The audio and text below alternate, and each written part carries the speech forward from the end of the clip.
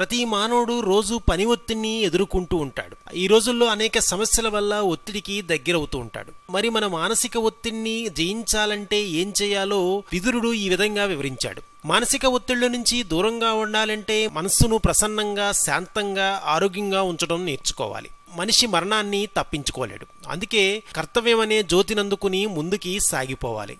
సృష్టి ధర్మాననుసరించి కాలధర్మం ఉంటుంది. ఎవరి కోసం ఏదీ ఆగదు. కాలచక్రం తిరిగిపోతూ ఉంటుంది. ఈ కాలగతిలో మనం సుఖంగా బ్రతుకుతూ ఇతరులను కూడా ప్రశాంతంగా బ్రతకనివ్వాలి. ముళ్ల మధ్యలో ఉండి కూడా పువ్వు వికసిస్తుంది. అలాగే మనం కూడా కష్ట సమయంలో కూడా చిరునవ్వును విడవకూడదు. సంతోషంగా లేకపోతే ప్రశాంతత దొరకదు. ప్రశాంతంగా లేకపోతే మనశ్శాంతి ఉండదు. మనశ్శాంతి లేకపోతే సరైన జీవితం లభించదు. అందుకే ముళ్ల మధ్య పుష్పాన్ని వేదం ప్రమాణంగా చూపించింది. ఈ సంసారం అనే యాత్రలో మనకి సుఖదుఖాలతో మిళితమైన ఎన్నో అనుభవాలు ఎదురవుతూ ఉంటాయి. వాటిని మనసులోనికి రానియకుండా ఆత్మధైర్యంతో ఎదుర్కొని ప్రసన్నంగా జీవించే అలవాటు చేసుకోవాలి. మానసికంగా మనిషి నలిగిపోతే దానికి వైద్యశాస్త్రంలో కూడా మందు లేదు.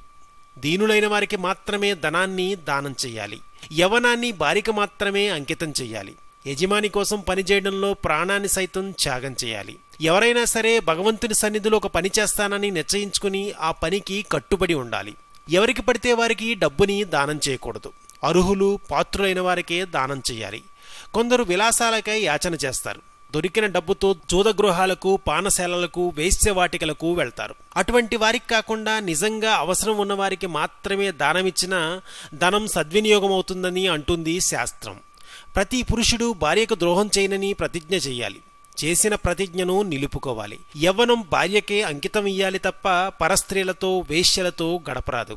అలా చేయడం వలన ధర్మం, అర్థం, కామం కూడా నశిస్తాయి. విధి నిర్వహణలో యజమానికి హితకరమైన పనే చెయ్యాలి. ప్రాణాన్ని సైతం లెక్క చేయక విధిని నిర్వర్తించాలి తప్ప యజమాని చెప్పిన పనిని ఎలా ఎగ్గొడదామా అని ఆలోచించకూడదు. ఈ విధంగా విదురుడు మనలోని మానసిక అశాంతిని, ఒత్తిడిని జయించడానికి కొన్ని సూచనలు చేశాడు. మరిన్ని ఆసక్తికర విశేషాల కోసం ప్లీజ్ సబ్స్క్రైబ్ టు రెక్ టీవీ మిస్టరీ.